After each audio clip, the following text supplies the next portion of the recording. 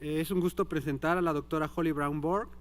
La doctora Brown obtuvo el grado de maestra en ciencias en la Universidad de Nebraska en Lincoln y el grado de doctora en ciencias en el área de fisiología por la Universidad del Estado de Carolina del Norte. Actualmente desempeña como profesora titular distinguida Chester Fritz en la Escuela de Medicina y Ciencias de la Salud de la Universidad de Dakota del Norte en los Estados Unidos de América. Sus líneas de investigación exploran los mecanismos de envejecimiento a través de las hormonas para el desarrollo de intervenciones terapéuticas potenciales que dirijan estrategias para retrasar el envejecimiento, el tratamiento para las enfermedades relacionadas con el envejecimiento o extender la vida. Para entender esto, la doctora Brown ha estudiado los mecanismos de regulación del eje somatotrópico y su relación con el envejecimiento y la longevidad. La doctora Brown es una investigadora muy consolidada y reconocida mundialmente en el área de los mecanismos moleculares del envejecimiento. Es un honor y un gusto contar con su participación y le damos la más cordial bienvenida a este simposio.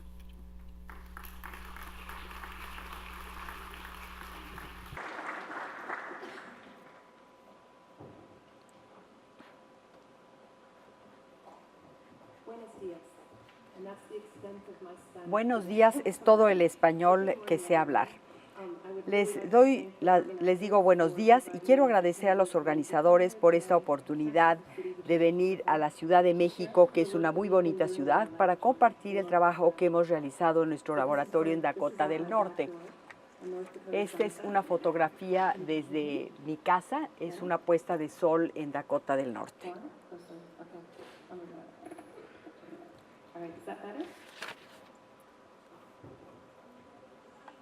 Okay, I'll try. All right, thank you. Muchas gracias. Quisiera reconocer a las personas de mi laboratorio. Preferí hacerlo desde el principio. Charlene Rakosi es la técnica de laboratorio. Ha realizado la mayor parte del trabajo que van a ver. Tengo alumnos graduados y por graduarse que han recabado los datos. Recibí información de Andrzej Barkey en la Universidad del Sur. Él me proporcionó los ratones. Después hice trabajo en colaboración con el Centro de Nutrición Humana y Salud que tenemos en nuestro campus. El trabajo sobre epigenética, del que les voy a hablar durante un par de minutos, lo hice en colaboración con Peter Adams de la Universidad de Glasgow. Y los mecanismos de apoyo de estos proyectos que son muy importantes también. Quiero presentarles un modelo murino que hemos utilizado ya durante varios años, que se llama el de ratones enanos Ames. Es el ratón pequeño que está del lado derecho y les daré mayor explicación acerca del fenotipo de estos animales más adelante. Pero quería empezar por decirles algo que espero que recuerden de esta presentación.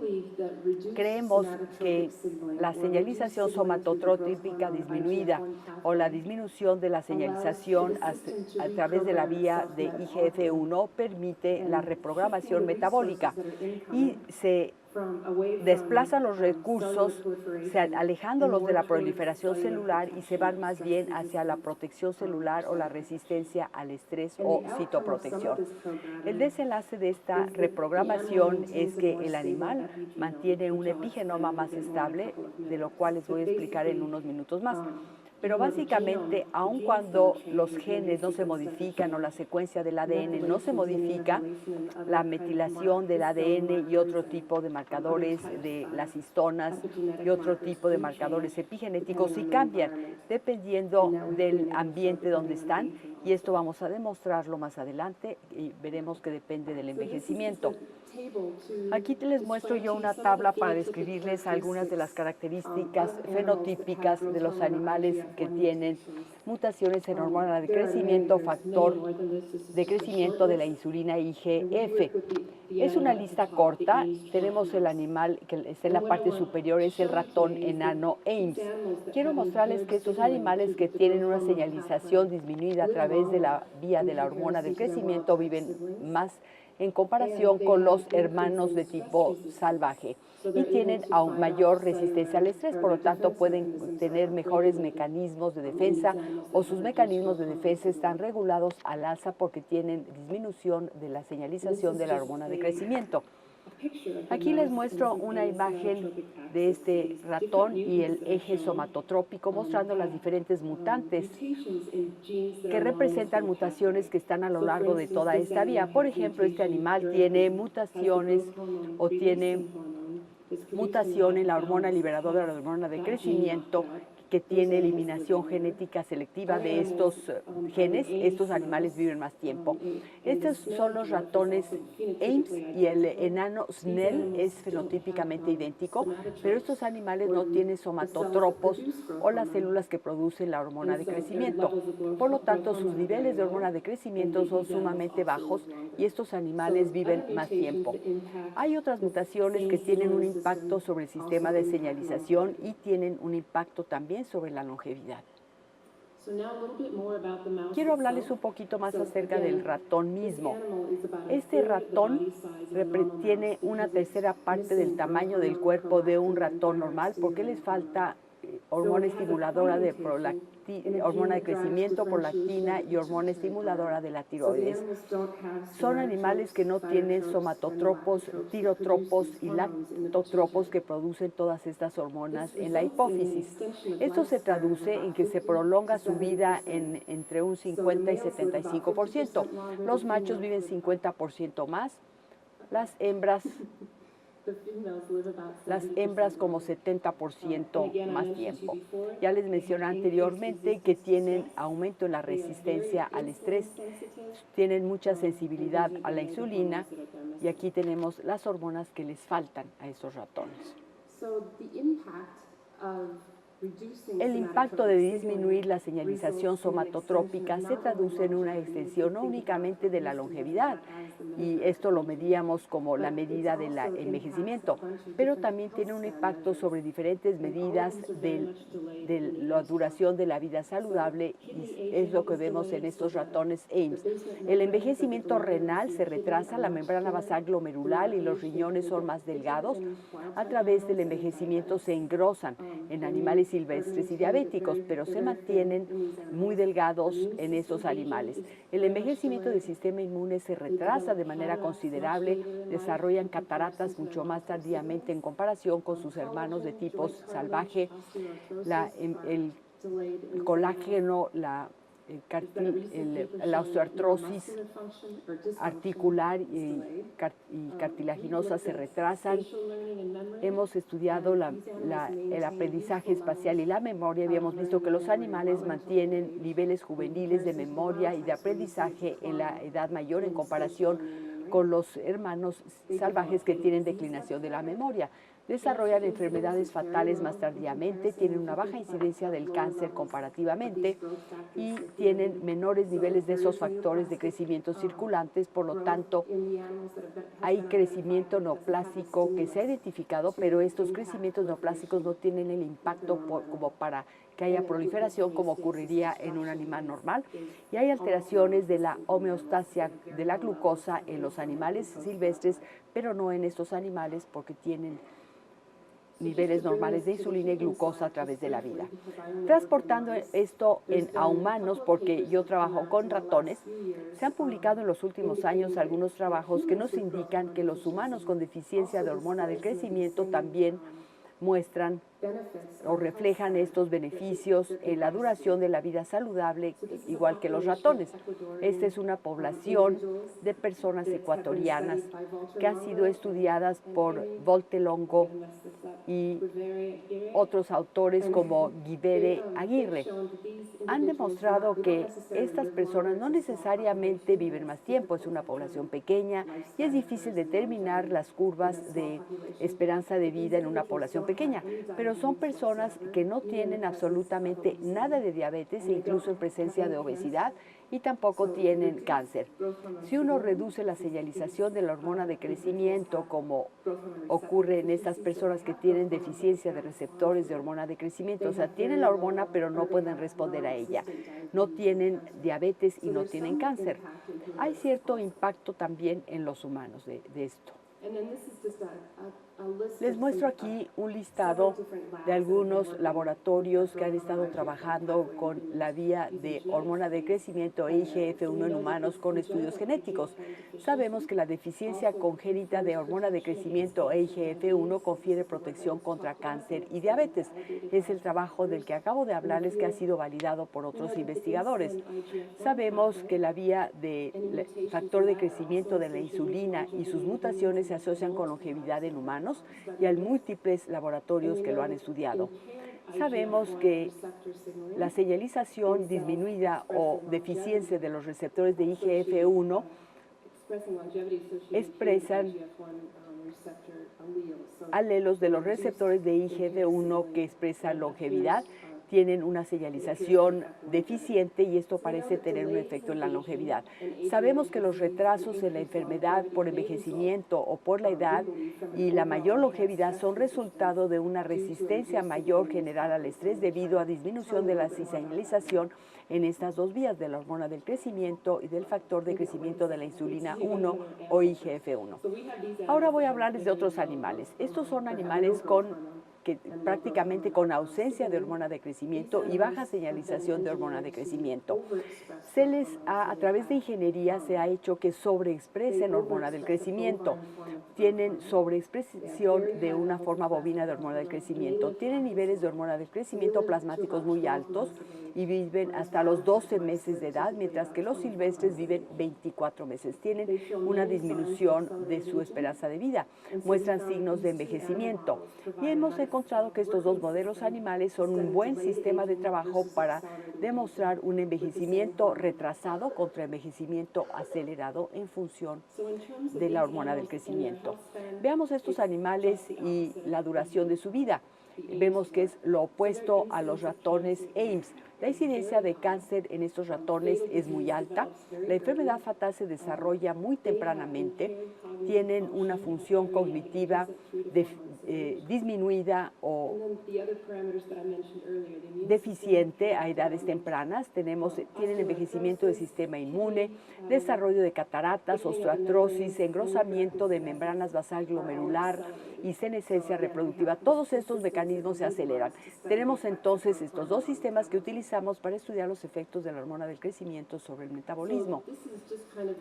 Esto les muestra una especie de listado de diferentes tipos de mecanismos de defensa celular para la resistencia al estrés.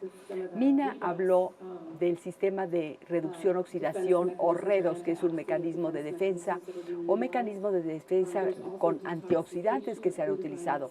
Se utiliza detoxificación a través de GST, de gamma-glutamil transferasa, y vemos aquí que hay diferentes sistemas que nos ayudan a defendernos contra el ambiente, contra las agresiones del ambiente. Sabemos que el estado de hormona de crecimiento, si es alta o baja, tiene un impacto sobre la mayoría de estos sistemas. Iniciamos el estudio sobre glutatión, que mencionó Mina anteriormente. El glutatión es parte de redox. Tenemos el glutatión reducido y oxidado.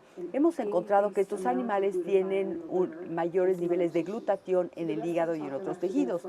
El resto de esta conferencia me enfocaré en el hígado porque en primer lugar es el mayor tejido en estos ratones tan pequeños, por lo tanto es un recurso para nosotros, y también la mayor parte del metabolismo del que voy a hablarles se ocurre en el hígado. Tiene niveles de glutatión más elevados en ratones jóvenes de edad intermedia y mayor en los que tienen la mutación en comparación con los que son silvestres. También el bisulfuro de glutatión está en niveles significativamente más altos. Todo el conjunto de glutatión, tanto en el hígado como en todos los tejidos, es mucho mayor en los ratones enanos que los silvestres. ¿Por qué tienen niveles más altos de glutatión? Estudiamos las vías de biosíntesis y de degradación de glutatión. La glutamil-cistina ligasa estaba significativamente aumentada en los ratones enanos. La enzima que degrada el glutatión en el riñón se llama glasa-glutamil-transpeptidasa y estaba significativamente disminuida. Siendo endocrinólogos, sabemos que si agregamos la hormona que está faltando, podemos alterar los niveles de las enzimas. Estudiamos la expresión de mensajeros, las proteínas y los niveles de actividad. La hormona del crecimiento tuvo un impacto sobre cada uno de estos en estos animales. Y después sabemos que la vía del glutatión incluye otras enzimas que incorporan o utilizan el glutatión en sus actividades. Sabemos que la peroxisasa de glutatión está aumentada en estos y la S-transferasa de glutatión también está regulada al alza, lo que sugiere que tienen mayor resistencia al estrés. Les dije que el glutatión es sumamente importante como oxidante, participa en el metabolismo de las toxinas, y después de hablar con personas del Centro de Nutrición Humana, me dijeron, deberías estudiar la metionina. Yo realmente no quería empezar a aprender sobre el metabolismo de los aminoácidos, que es algo que estudié en la Facultad de Medicina, pero hemos visto que la vía de metionina nos da los residuos de cisteína que se necesitan para la síntesis de glutatión.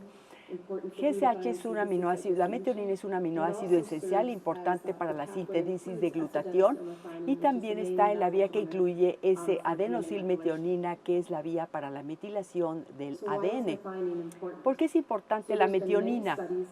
Se han hecho muchos estudios y creo que algunas personas el día de ayer mencionaron la restricción dietética o restricción calórica, y hay muchos estudios en el campo del envejecimiento que han visto el efecto de disminuir la ingesta calórica, ya sea de proteínas, de carbohidratos o de grasas, y el efecto que tiene esto en la longevidad.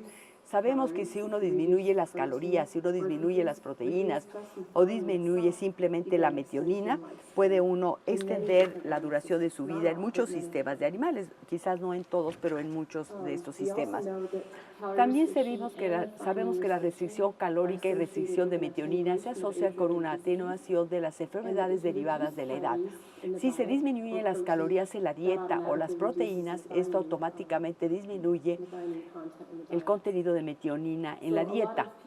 Muchas personas que han estudiado el cáncer a través de los años también han mostrado que las dietas con deficiencia de metilo inducen lesión hepática y defectos genéticos, y se asocian con patologías relacionadas con la edad. Si se reducen otros factores en esa vía como homocisteína, folato, colina y betaína, hay deficiencias severas y hay sobreexpresión que se asocian con la enfermedad. Y sabemos que hay diferentes esquemas dietéticos, por ejemplo, restricción de calorías o de metionina, y todas ellas se asocian con un aumento en la resistencia a las enfermedades. Pensamos que el metabolismo de la metionina podía ser nuestro foco de atención en estas atenciones a partir de su longevidad, y en parte debido a que la biosíntesis y degradación de metionina o de glutatión en estos animales estaban modificados. Aquí tenemos el metabolismo de la metionina. El mensaje de esta diapositiva es que la deficiencia de hormona del crecimiento tiene un efecto en el metabolismo de la metionina, o sea, aumenta el proceso. Estas flechas del lado derecho nos indican que las enzimas a lo largo de la vía metabólica de la metionina están reguladas al alza en los ratones enanos Ames. Estamos estudiando aquí el hígado, donde la mayoría del metabolismo de la metionina se lleva a cabo. Tenemos aquí metionina adenosiltransferasa, que es la primera enzima que aumenta 100%. La GNMT aumenta 90% en su actividad, y también estamos sugiriendo, o les digo, que la expresión génica y las proteínas tienen un aumento en su actividad. Voy a regresar a la GNMT en unos minutos porque tiene que ver con la transmetilación. Sabemos que las enzimas que participan en la vía de la transulfuración están reguladas al alza. Esta vía entonces produce gran cantidad de residuos de cisteína que contribuyen a los altos niveles de glutatión que estamos viendo. Este metabolismo atípico de la metionina queríamos estudiarlo un poquito con mayor detalle.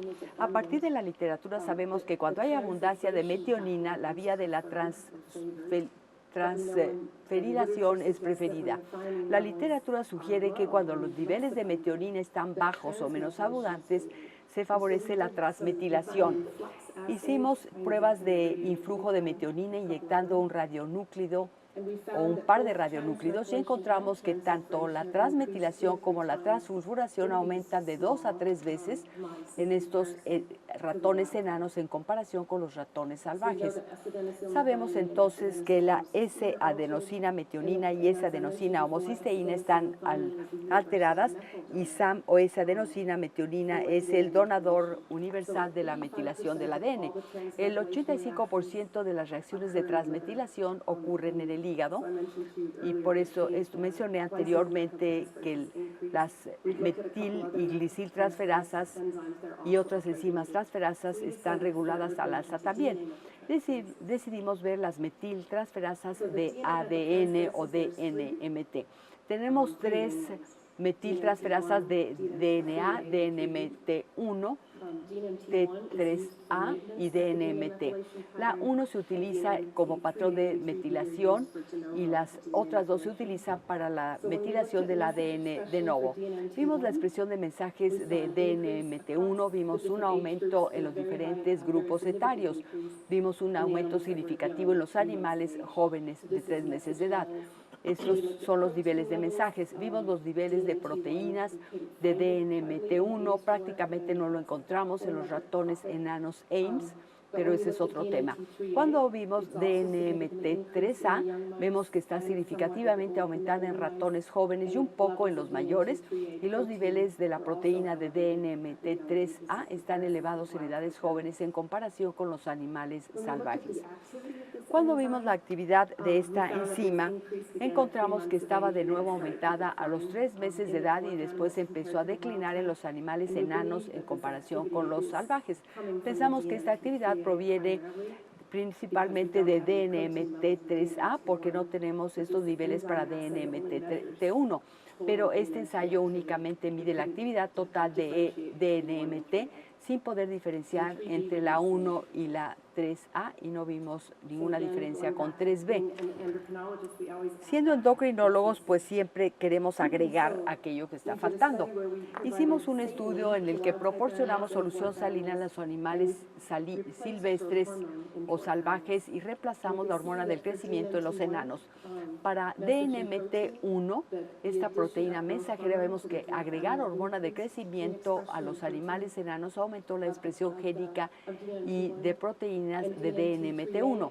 En DNMT3A no vimos una gran diferencia en términos de la expresión génica con hormona del crecimiento, pero hubo expresión significativa de la proteína al agregar hormona de crecimiento. De nuevo, la hormona del crecimiento parece tener un impacto sobre el nivel de expresión de los genes de metiltransferasa de ADN. Y esto lo vimos también in vitro, por lo tanto funciona muy bien. Les mencioné previamente que las diferencias o que se podían alterar los niveles de metionina en la dieta. Hicimos entonces un estudio en el cual disminuimos los niveles de metionina en un 80%. Quedaban al 80% de lo normal, o sea, 80% respecto a lo normal, o sea que había 20% del nivel normal de metionina y se vio el impacto sobre la duración de la vida. Estudiamos DNMT1, 3A y 3B en los animales que tenían diferentes niveles de metionina en la dieta.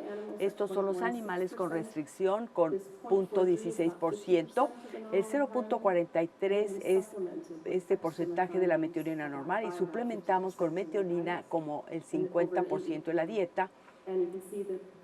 Podemos ver que DNMT1 aumentó con cada una de las dietas y DNMT3A y 3B están aumentadas independientemente de la cantidad de metionina que recibieron los ratones en la dieta durante un periodo de 8 semanas.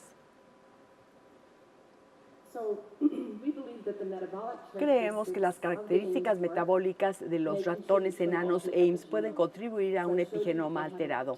Les mostré que tienen estos ratones una vía de metionina diferente o atípica, que el flujo de metionina, que biológicamente es relevante porque muestra que los animales alteran la cantidad de metionina que pasa por su cuerpo, es de 2 a 3 veces mayor, por lo tanto hay aumento de la transmetilación. Les mostré que los genes de metiltransferasas de ADN están significativamente alterados en presencia de la hormona de crecimiento. A partir de esto, predijimos que el epigenoma de los animales, de los ratones enanos, podría ser diferente, que esto podría estar contribuyendo a su envejecimiento retrasado. Hicimos estudios en colaboración con Peter Adams de la Universidad de Glasgow. Obtuvimos un suplemento de un donativo o de una subvención que recibimos y pudimos mandar 16 muestras al Instituto de Genómica del Envejecimiento para que hicieran secuenciación de bisulfuros de todo el genoma, con metilación de ADN de todo el genoma. En mi institución no tenemos nadie que pueda manejar este tipo de datos de metilación de ADN. Mandé ADN a China, China mandó los datos a Escocia y únicamente he visto los resultados, pero no he visto los datos crudos. Lo que hicimos entonces fue tomar animales de tipo silvestre de 2 meses de edad con ADN salvaje y de enanos, unos de 2 meses, 22 meses, de los dos tipos de ratones. Para el momento que los salvajes llegan a 24 meses de edad, empiezan a desarrollar tumores de hígado. Queríamos evitar la confusión con el ADN tumoral. Por lo tanto, utilizamos animales hasta 22 meses de edad. Estuvieron equiparados por edad, tuvimos 4 replicados de cada uno, únicamente lo hicimos en machos, fue lo único que pudimos hacer. Tuvimos una cobertura de 15 veces, lo cual es bastante alto. Y voy a mostrarles un par de diapositivas de esta información y seguimos trabajando en esto en este momento. Acabamos de presentar un trabajo para publicación. Estas 2 primeras gráficas nos muestran que no hay cambios mayores o diferencias mayores a través de todo el genoma en términos de la cantidad de metilación del ADN. Específicamente estos tenemos los enanos jóvenes, enanos mayores y normales jóvenes y normales envejecidos.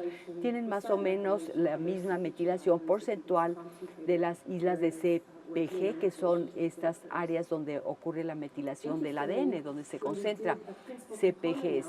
Cuando hicimos análisis de componentes principales para distinguir las cortes en términos de la variabilidad, encontramos que los viejos salvajes que se muestran aquí, los jóvenes salvajes, estaban un poquito más diseminados, más dispersos, y los jóvenes, los enanos jóvenes y mayores estuvieron más cerca en términos de variabilidad. Esto nos dio más confianza para continuar con el resto del análisis.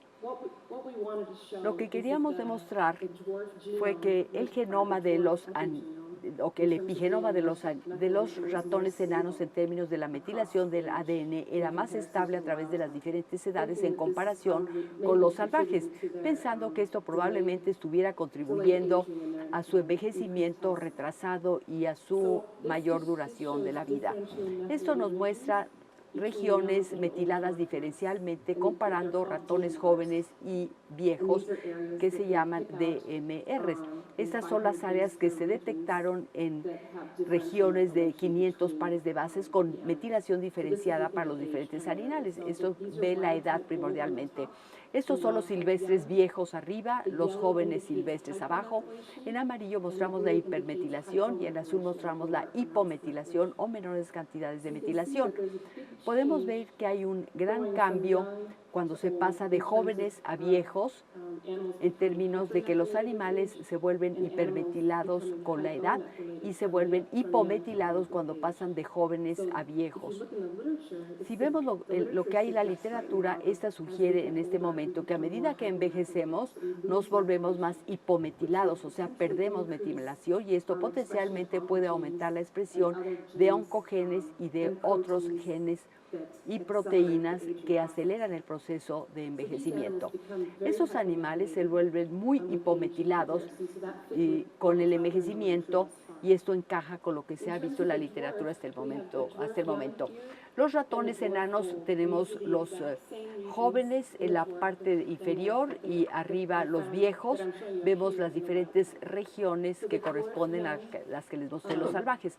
Los enanos jóvenes tienen aquí la región hipometilada, que se vuelve hipermetilada a medida que los salvajes, pero no vemos mucha hipometilación, vemos cambios, pero no tanta hipermetilación. Los enanos e Ames parecen tener más hipermetilados cuando son jóvenes, pero no pierden tanta metilación al envejecer en comparación con los ratones salvajes, donde vemos muchísima hipometilación a medida que envejecen. No hay tantos cambios en los ratones enanos. Esto sugiere que el epigenoma de los ratones enanos era mucho más estable, o que su patrón de metilación era mucho más estable entre los 2 y los 22 meses de edad en comparación con los ratones salvajes. Vemos aquí el cambio en la metilación en las CPGs. Específicamente vemos que el número total de cambios o de CPGs metiladas es mucho menor en los ratones enanos, tanto hiper como hipometilados en comparación con los silvestres salvajes normales. Aquí tenemos los jóvenes, los enanos se muestran en azul y los salvajes en rojo.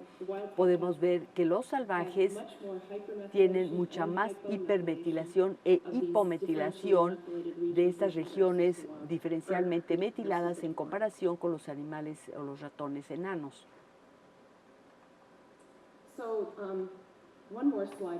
Una diapositiva más sobre la metilación del ADN. De nuevo aquí tenemos las regiones diferencialmente metiladas. Vemos los diferentes grupos etarios de los dos tipos de ratones. Otro de los conceptos que queríamos demostrar es que están como amortiguados, o sea que hay menos cambios a medida que pasa el tiempo.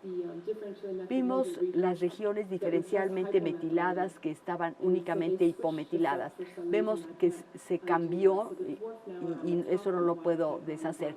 Se cambió el orden de los ratones. Arriba tenemos los enanos y abajo los salvajes, al revés que en la diapositiva anterior. Los enanos, a medida que pasan de jóvenes a viejos, tienen hipermetilación. En comparación con los salvajes jóvenes a viejos, los jóvenes tienen un nivel muy alto de hipometilación de ADN en comparación con los ratones enanos. Y después vemos en esta gráfica una de las cosas más importantes, y son cosas que debemos recordar del trabajo que hemos hecho con el epigenoma. Es un proyecto que todavía está en pañales, pero nos muestra la media del porcentaje de metilación en los diferentes genotipos. Aquí tenemos los jóvenes salvajes que empiezan con una metilación entre 60 y 65%, cae al 40% en un periodo de 20 meses, mientras que pasan de jóvenes a viejos.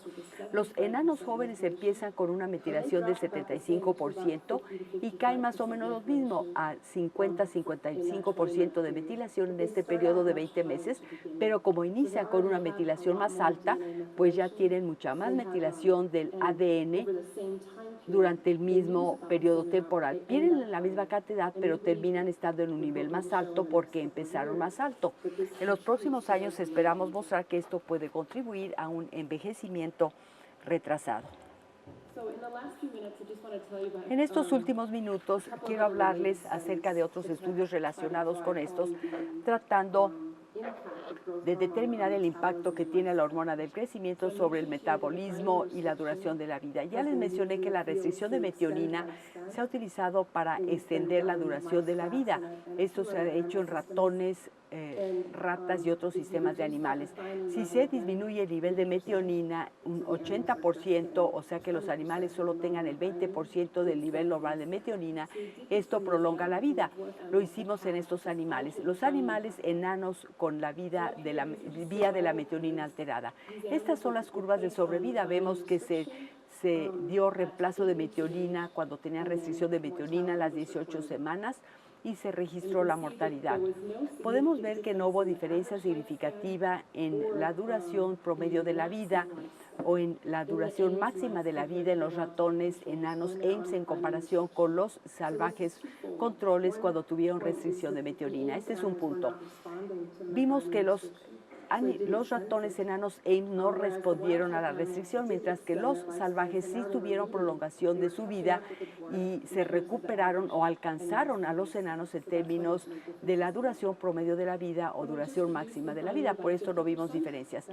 Redujimos la metionina solo el 50% y podemos ver ahora que los enanos continúan manteniendo la extensión de la vida en términos del promedio y de la duración máxima, con una reducción del solo 50%. cuenta de metionina, muestra que los salvajes están respondiendo ahora hacia la restricción, o sea que regresan a una duración de la vida más normal para ellos.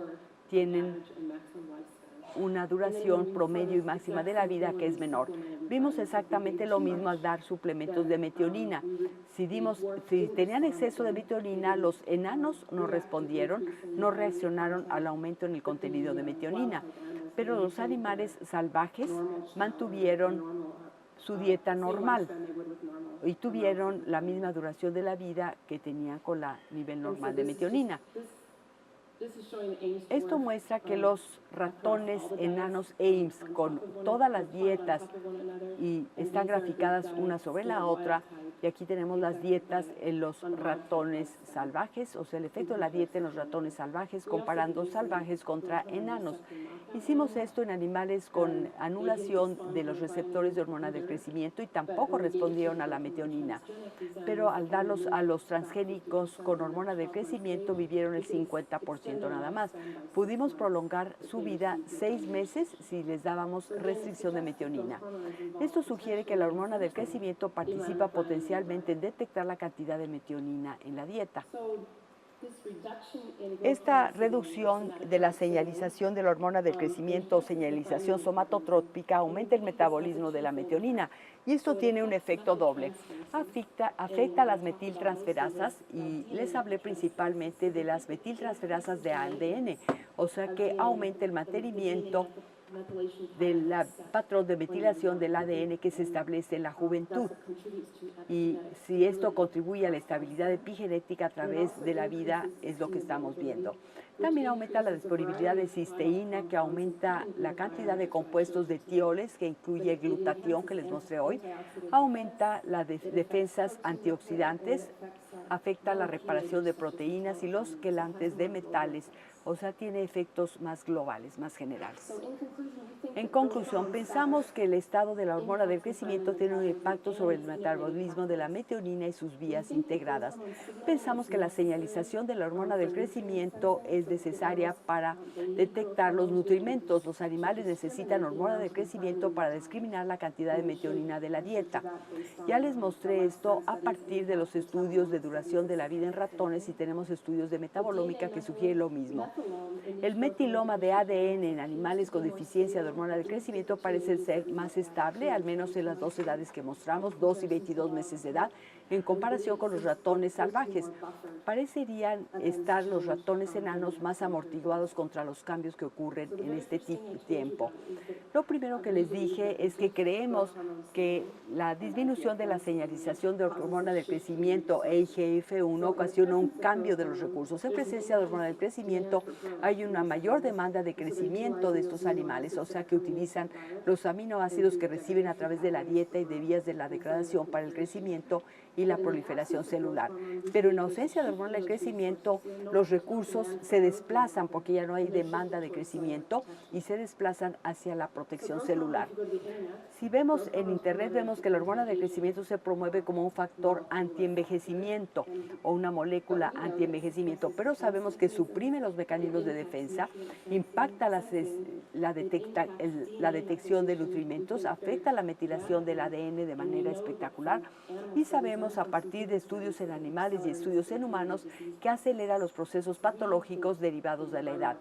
Pensamos en nuestro laboratorio que la hormona del crecimiento no es algo muy bueno en términos del envejecimiento. Muchas gracias.